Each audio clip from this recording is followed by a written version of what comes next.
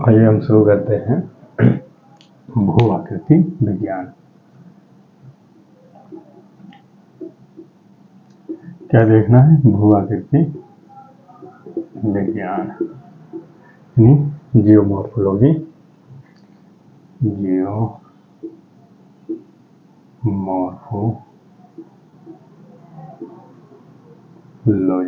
ठीक, अब इसके अंतर्गत हमको देखना है भौतिक विशेषताएं, यानी पृथ्वी की भौतिक विशेषताएं क्या है।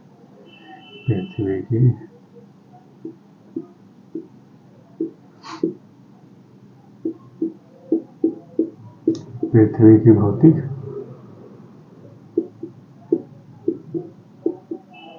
विशेषताएं। ठीक, पृथ्वी की भौतिक विशेषताओं में हमको देखना है कि पृथ्वी कैसी है। पृथ्वी ऊबड़ खाबड़ है, यानी ऊंचाई लक्षण में है। कहीं पृथ्वी ऊंचा है तो कहीं नीचा है, कहीं पर्वत है, कहीं पठारे के मैदान है। ठीक है, तो ये हमको किसके अंतर्गत देखना है? भू आकृति विज्ञान के अंतर्गत देखना है और देखना है पृथ्वी की भौतिक विशेषताएं। तो माना कि ये क्या है? ये पृथ्वी है। ठीक, जब ये पृथ्वी है तो ये क्या हो गया? पृथ्वी की आकृति कैसी होगी? ऊबड़ खाबड़ होगी, यानी ऊंचाई लक्षण में होगा। तो ये क्या है? जल है। तो पृथ्वी का जो ऊपरी परत होगा वो क्या होगा? ठोस होगा। ठीक, और यहाँ पे क्या है? यहाँ पे जल, और जो इसका घनत्व हो जाएगा वो 5.5 ग्राम सेंटीमीटर क्यूब में होगा। ठीक, तो क्या देखना है?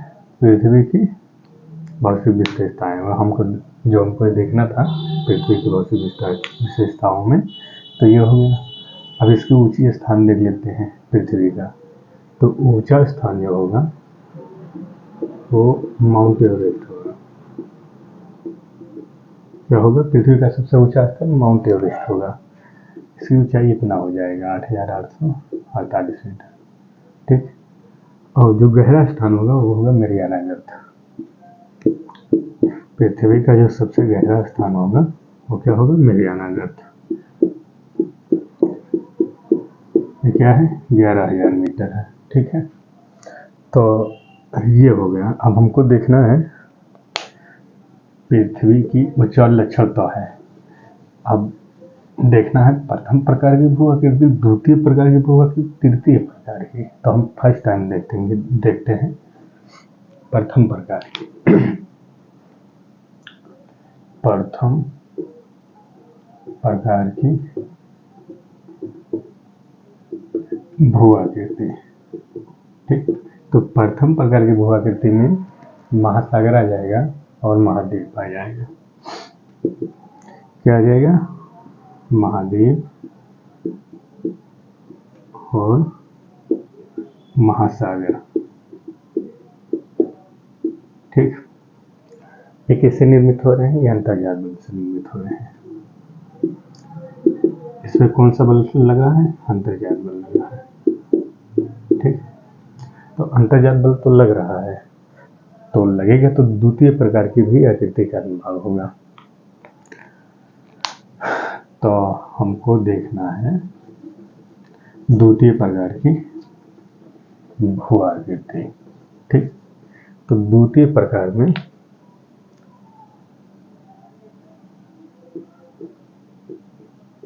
द्वितीय प्रकार की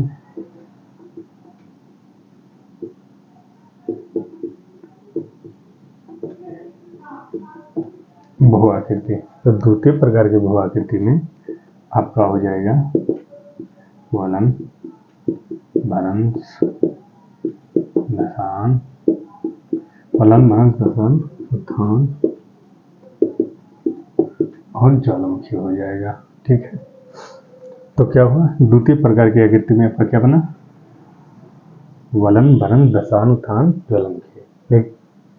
इस पे कौन सा बल लग रहा है? इस पे भी अंतर्जात बल लग रहा है। कौन बल लग रहा है? अंतर्जात बल। ठीक, अब हमको देखना है तृतीय प्रकार की भू आकृति। तो तृतीय प्रकार की जो भू आकृति बनेगी वो बनेगी बाह्य बल से। तृतीय प्रकार की भू आकृति बनेगी बाह्य बल से, नहीं बहिर्जात बल से। तो तृतीय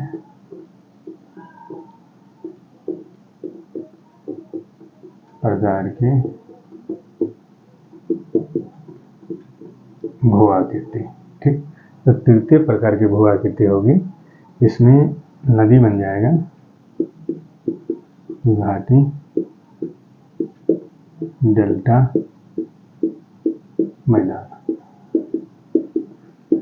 ये किसकी वजह से निर्माण हो रहे हैं? तृतीय भू आकृति की वजह से। फिर कौन सा बल लग रहा है? बहिर्जात यानी बाह्य बल लग रहा है।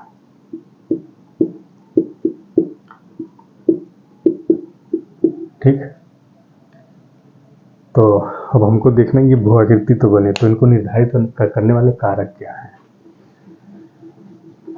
तो इनको निर्धारित करने वाले दो कारक हैं, प्रथम प्रकार की भू आकृति और अंतर्जात बल, बहिर्जात बल।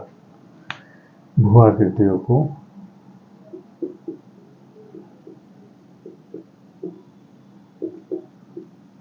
निर्धारित करने वाले कारक, ठीक। अब इनको जो निर्धारित करेंगे वो दो कारक हैं, एक हो जाएगा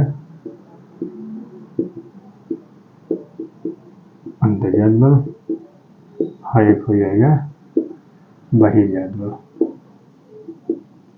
ठीक। तो ये ऐसे लगेंगे जैसे पृथ्वी है, ठीक। अर्थ हो गया, ये बाहर से क्या लगेगा? बाहरी जो बल लग रहे हैं चारों तरफ से, वो क्या होगा? वो हो गया बाह्य बल यानी बहिर्जात बल। जो अंदर से बल लग रहे हैं, बाहर की अंदर से जो बल लग रहा है बाहर की, वो हो गया आपका अंतर्जात बल, ठीक। ये तो हो गया तृतीय प्रकार की हमने देखा। तो हमने देखा भू आकृतियों को निर्धारित करने वाले कारक। तो दो कारक हैं, अंतर्जात बल, बहिर्जात बल। Endogenic force, exogenic force. हमको देखना है बहुल संचलन, ठीक।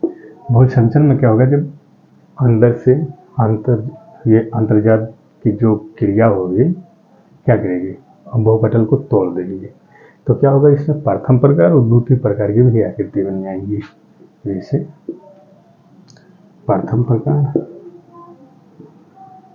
और द्वितीय प्रकार की भू आकृति का निर्माण होगा। तो प्रथम प्रकार में, इसे पहले हम लोग पढ़ चुके हैं, प्रथम प्रकार में महासागर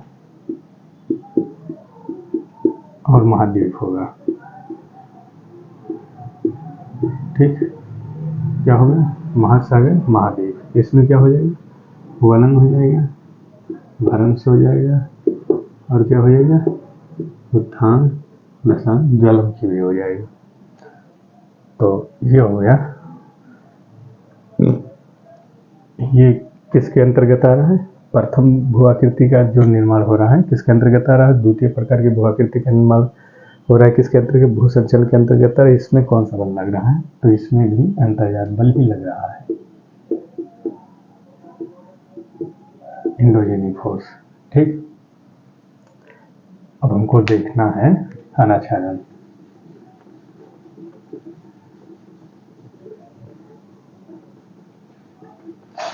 क्या देखना है? अनाच्छादन। तो अनाच्छादन में क्या होगा? इसमें दो क्रिया होगी, एक तो हो जाएगा आपका अपरदन, अपक्षय हो जाएगा, और आपका क्या हो जाएगा? अपरदन। और ये किससे निर्मित हो रहे हैं? ये निर्मित हो रहे हैं आपका बहिर्जात बल से। इसमें कौन सा बल लग रहा है? बहिर्जात बल, ठीक। तो अक्षय में क्या होगा? इसमें गति नहीं होगी, इसमें क्या होगा? गति होगी, यानी चट्टानें टूटेंगी अपनी जगह पे, अपने जगह से दूसरे स्थान, अपने जगह से दूसरी जगह, यानी कि इसमें क्या होगा, लंबी प्रक्रिया होगी। इसमें कोई लंबी प्रक्रिया नहीं होगी, तो क्या हो गया, अपक्षय ये हो गया अपवर्गन। अब हमको देखना है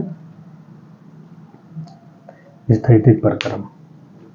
तो स्थैतिक परक्रम में क्या होगा, उसमें भी अंतर्जात बल लगेगा, और गत्यात्मक अपरक्रम में क्या होगा, उसमें बाह्य बल लगेगा। अब हमको देखना है भू आकृति परक्रम। तो भू आकृति परक्रम में क्या होगा,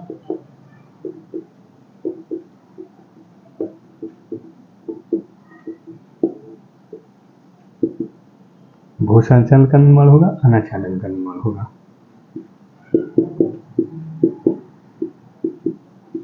क्या हुआ, अनाच्छादन का निर्माण हुआ। तो भू संचलन में हमने अब पहले क्या देखा, भू संचलन में क्या हो रहा था, प्रथम प्रकार और द्वितीय प्रकार की आकृति बन रही थी, ठीक। अनाच्छादन में क्या हो रहा था, अपर्दन और अपक्षय का निर्माण हो रहा था। तो भू आकृति परक्रम में क्या होगा, इसमें दोनों बल कार्य करेंगे, मतलब कि जैसे भू संचलन में क्या लग रहा है, अंतर्जात बल लग रहा है, और इसमें क्या लग रहा है, बहिर्जात बल लग रहा है। तो भू आकृति अपरक्रम क्या करता है, भू संचलन का भी निर्माण करता है, अनाच्छादन का भी निर्माण करता है।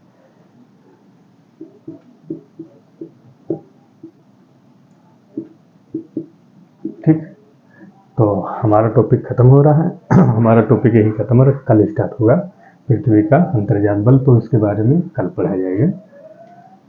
तो हेडिंग है पृथ्वी का